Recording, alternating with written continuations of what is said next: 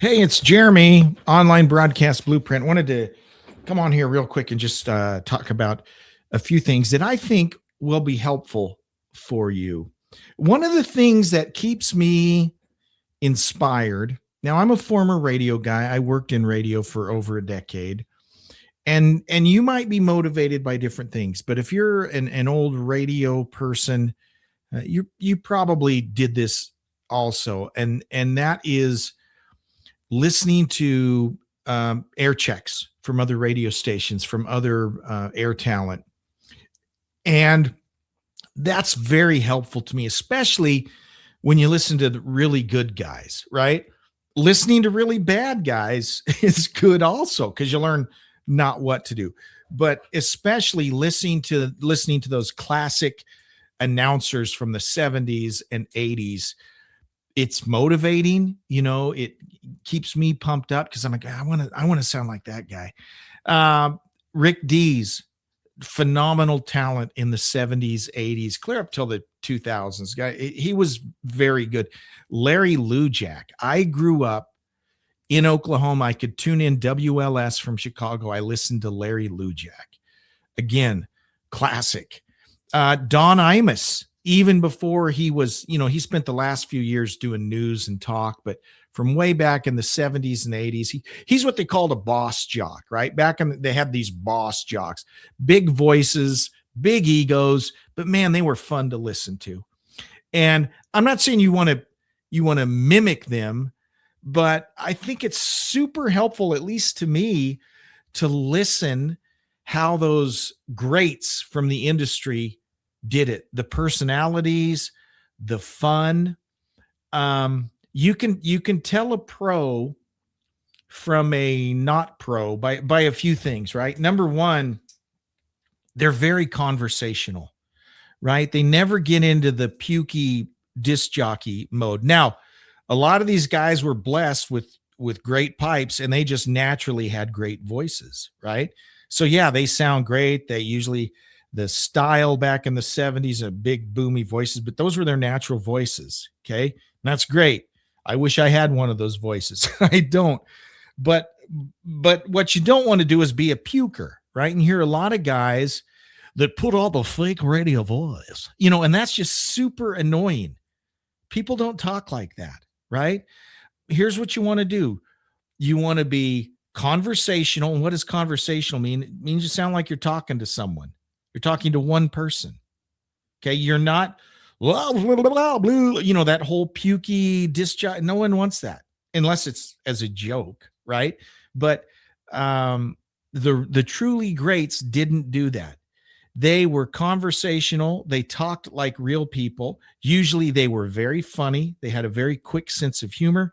And usually their energy was pretty high up there. Not always. I mean, Larry Lujak, not necessarily a high energy guy, but he matched the energy of the song, and he was just one of my favorites. Okay. So let me refer you to one of my favorite YouTube channels. The guy's name is Ellis B. Feaster.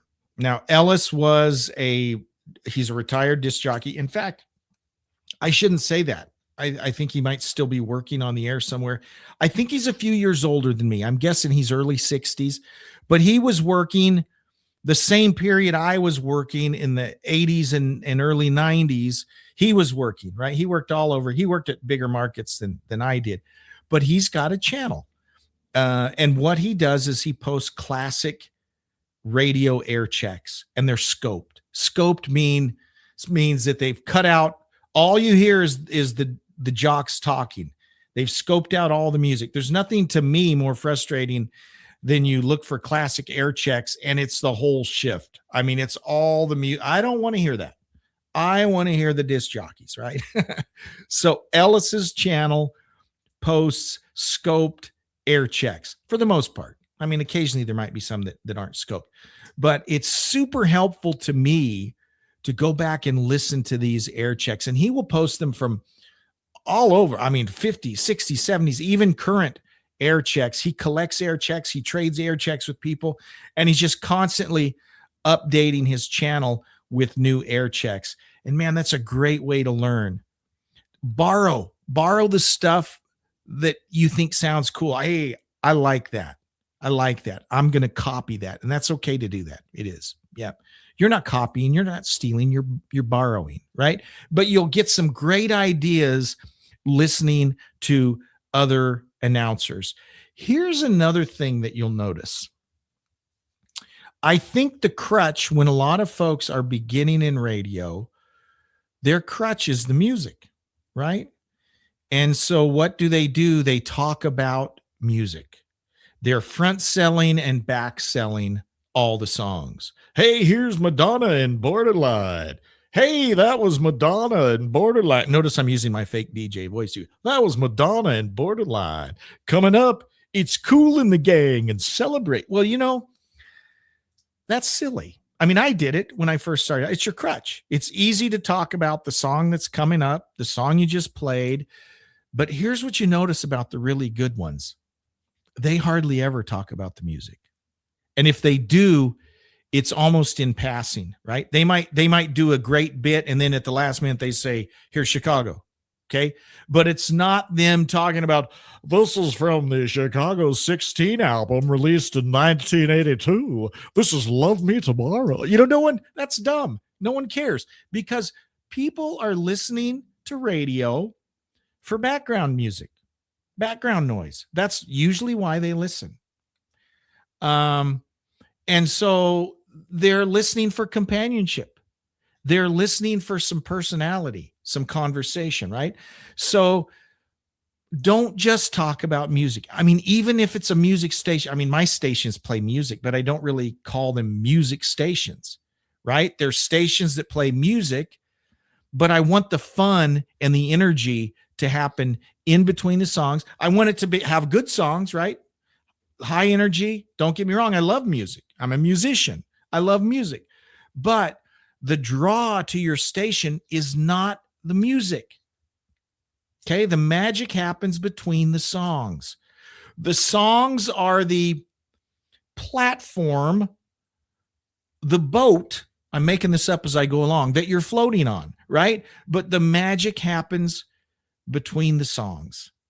Don't just talk about the songs. Don't talk about the music. I mean, yeah, you might come out of a song and say, hey, that was Van Halen, but don't belabor the point and don't make it a college of musical knowledge type thing. That's just, I think that's boring. I might be wrong, but the really good ones, Larry Lujak, Don Imus, Rick Dees, they were doing stuff up the ramps of songs that didn't have anything to do with the songs, right? They know, hey, I got a 20-second intro here. For 20 seconds, I'm going to talk about where I ate last night, or I'm going to talk about this TV show that was really funny, or I'm going to tell this funny story or the joke or whatever. The music was just kind of incidental. It was the background to what they were doing. So don't let the music be a crutch where you're front selling and back selling and giving factoids about every song, because most people don't care about that. They're listening to radio for background and for fun, some companionship. They like to hear you talk about things, right? The John Tesh radio show, that took it to the nth degree, right? Because he would just record liners. It didn't matter what the music was. He never mentions the music.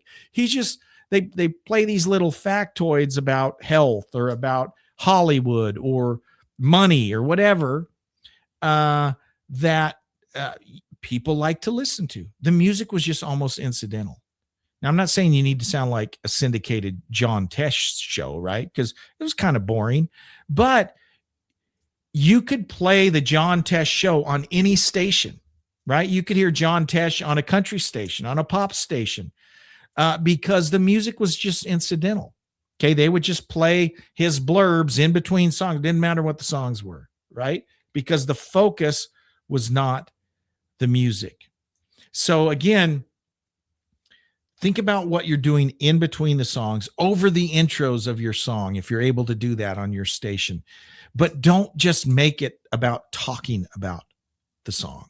Okay. So those are the two things I wanted to talk about. Listening to good disc jockeys, to other announcers that do it really well. The classics are great. the guys from the 70s, 80s, even way back into the 60s, Charlie Tuna, a lot of these guys. And a lot of them are kind of they put on the puke radio voice, but they were fun, right? So take the best of it, make it your own. Try to have fun like a lot of those classic guys did, and check out Ellis B. Feaster's channel. A lot of great air checks there. I just go in and find one of his playlists, and I'll listen for a couple hours to these great classic announcers. And I think you'll learn a lot from doing that. I'll put a link to his channel in the description below. And then the second thing, don't use the music as a crutch, right? Yeah, you're going to be playing music. Let your personality shine through. You don't have to talk about the music you're playing. They just heard it. Okay. You don't need to tell them what it was. They don't care. You don't need to tell them what album it's from. They don't care. Unless your focus is some music file type show, but 98% of the time, people are listening to you for background. Okay. While they're doing something else, they want the companionship. They want to hear you talking about something other than the year the song came out and who it was. No, that's me. Agree or disagree, let me know in the chat. But anyways, thank you so much for all your support. I'm getting more subscribers, which is great. Getting great emails from folks. If you want to email me at radiovalley@mail.com. By the way, though, my email is currently blocked because there was some security thing. I think someone's trying to spam me or something, but hopefully in the next couple of days, that'll be back up. radiovalley@mail.com. If you'd like to email me. Thanks for all your emails, guys. Take care. See you later. Bye-bye.